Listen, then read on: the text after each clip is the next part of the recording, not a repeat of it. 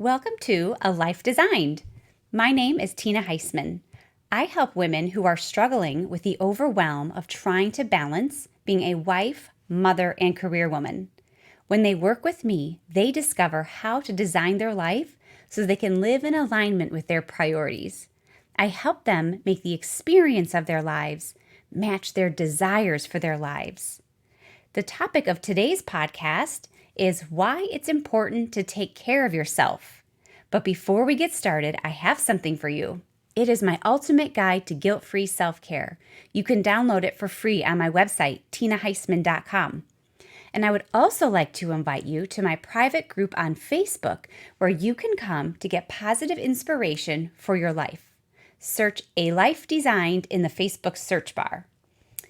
Okay, let's dive in and talk about why it's important to take care of yourself. So today I'll share with you a little bit about my story and how I learned why it's so important to take care of yourself so that you can be inspired to go and take good care of yourself too. You know, I was always known as a happy person when I was younger. In fact, in high school, my nickname was Smiley. But somewhere along the way in life, something changed. Life happened, I guess, but I didn't really realize it. And then one day, back in 2007, I think it was, when my kids were 5 and 2, I found myself one morning sitting on the side of my bathtub in the dark. I had just gotten up and gotten dressed to go work out. And I just sat there feeling sad, depressed, like lonely and lost, kind of unmotivated, uninspired. And I remember whispering a prayer out loud to God. I said, God, I don't think I can do this today. And I was just looking ahead at the daunting task that was ahead of me that day of staying home with my children all day. And even though that was the life I chose to live, I was exhausted by it. But how could that be? I was married to my Prince Charming, and we lived in a beautiful home in Florida nonetheless, where it's warm and sunny all the time. We were all healthy, and I didn't have to go to work to support our budget. Really, I had everything I ever wanted. So why was I feeling that way? And of course, God heard my prayer. He always does, and He sent help almost immediately. What He sent me was a teacher to show me how to find my joy again and how to make my life what I wanted it to be. And that is what I want for you. That's what I want for every mom. And so that's why I went to become certified as a life coach after this experience. I learned so much about motherhood and marriage and incorporating our faith life into it that I want to share this with you. And so this topic of taking care of ourselves is so important. And luckily, it's grown in popularity over the years. Since I've become a coach anyway, I've noticed it take much more prominence, importance. And so I just want to spend some time first, convincing you why you should take good care of yourself. And the very first reason why is so that we can be the woman that we want to be to our children and our husband. The woman that we want to be. Sometimes the woman that we want to be seems out of reach or far away, or we fall short of being that woman. But we've got to keep trying because we only get one chance to live this life, right? With our husband and our kids. And we can't think that taking care of ourselves and taking time away from our family to take care of ourselves is selfish. Right? It's not selfish. It is actually the most loving thing that you can do for yourself and your family.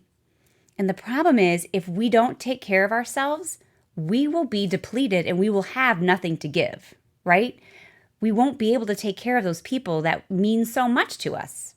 You can't get water from an empty well, right?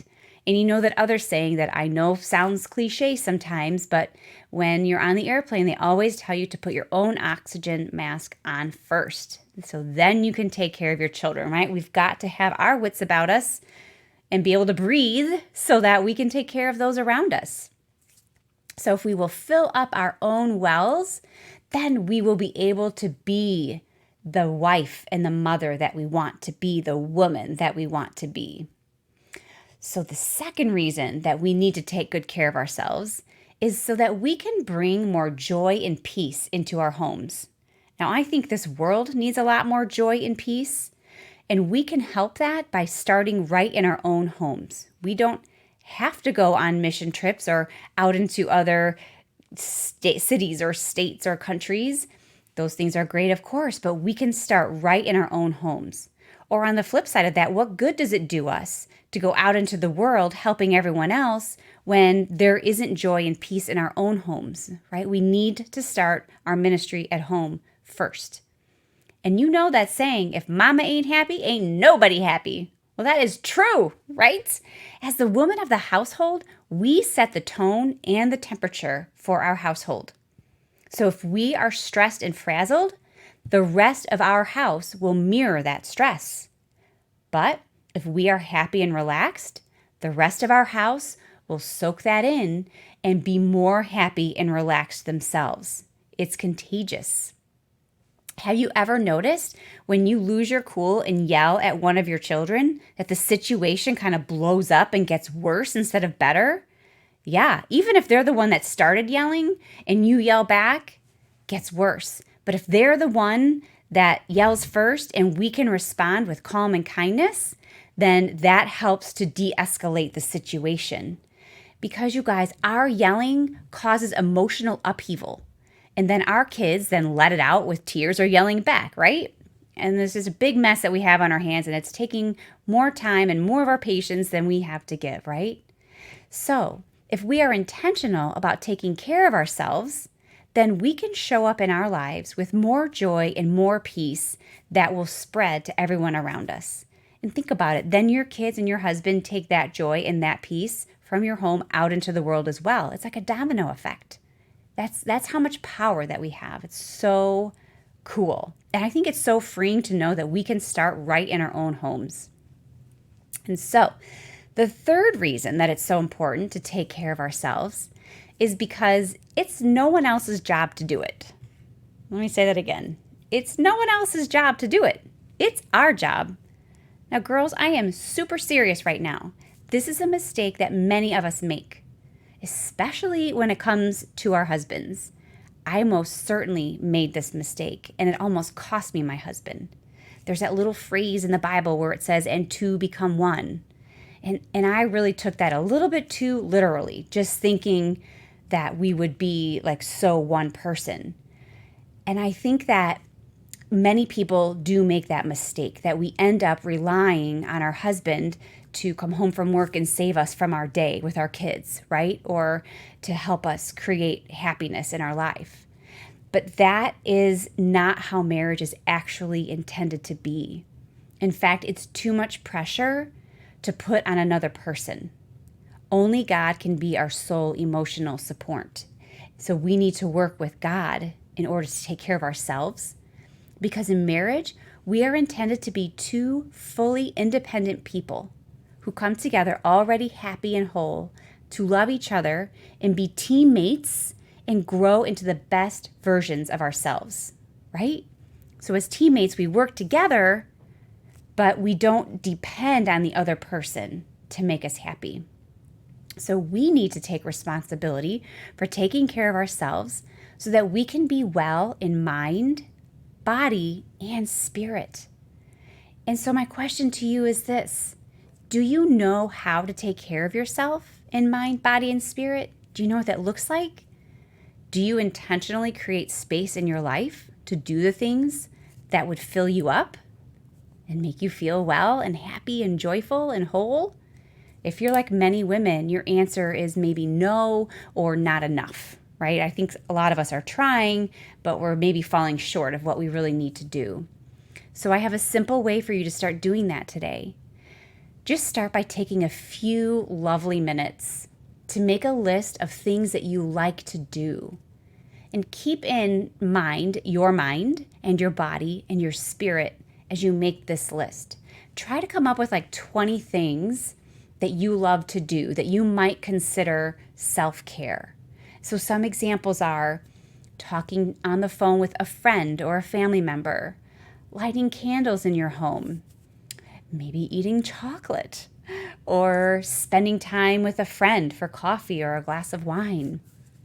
Journaling for yourself, just spending some time journaling and paying attention to your thoughts and your feelings. Maybe it's listening to music or praying or going to church.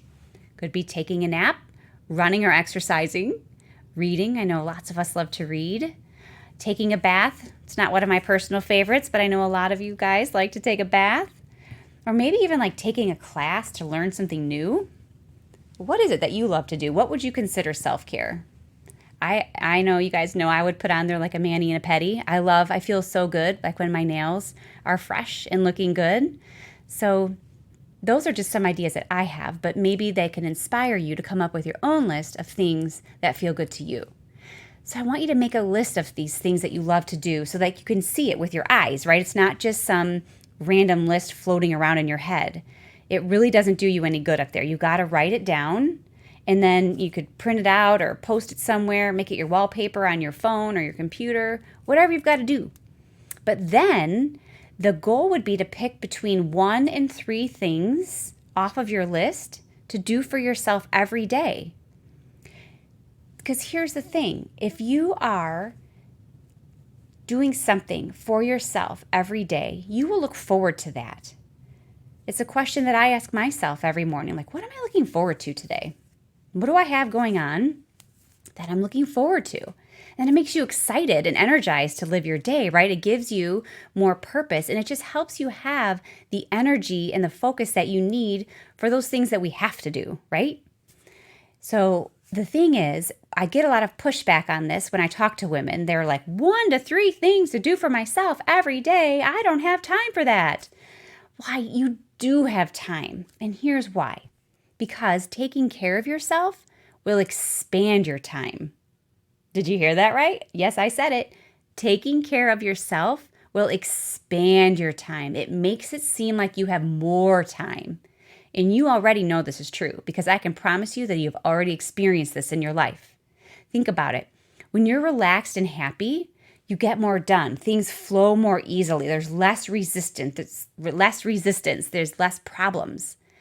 But when you're stressed or frazzled or like on deadlines all the time and everything, you actually get less done because like more problems seem to come in the way and more interference. You know, an example to help you think about it is how a printer, like it always jams or run out of ink when you have a deadline for something, right? Can you think about like, have you ever had that happen where you're just trying to print something, it's at the last minute, and of course the printer's out of ink or the printer's jammed, right? Like that's what I'm talking about. It's almost like the printer feels your stress and like malfunctions on purpose or something, I swear. And so that stress, think about this, like that stress that we create in our lives is like a mama jam. Not a printer jam, it's a mama jam. So we have to take care of ourselves to try to prevent and minimize those jams. Now, let's be honest, we're never going to completely rid ourselves of stress and all of that. That's a part of life.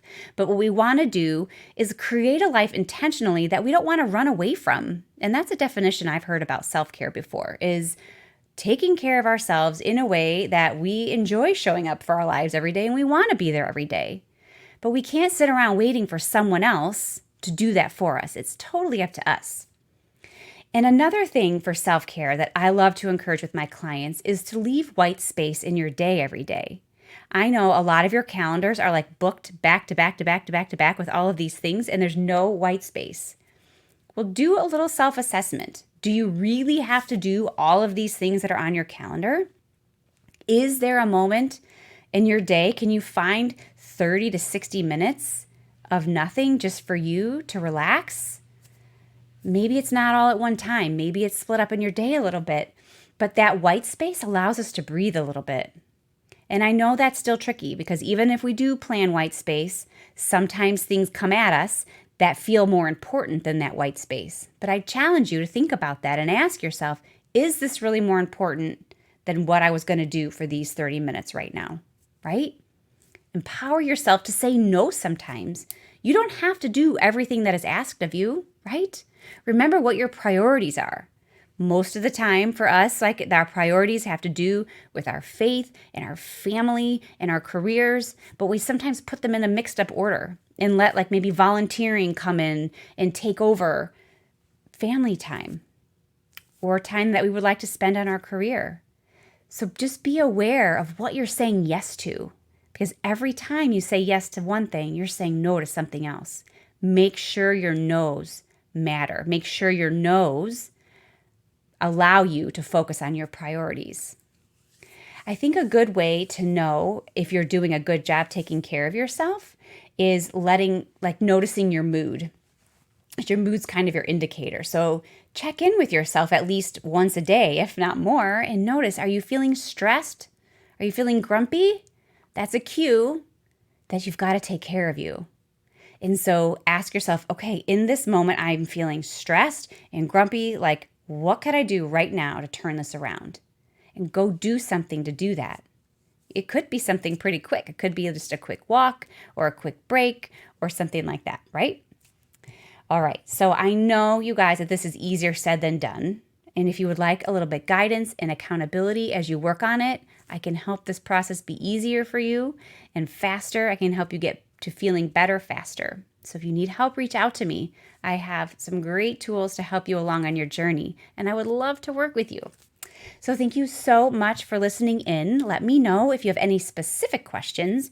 And remember that Ultimate Guide to Guilt-Free Self-Care can really help you with this task a lot.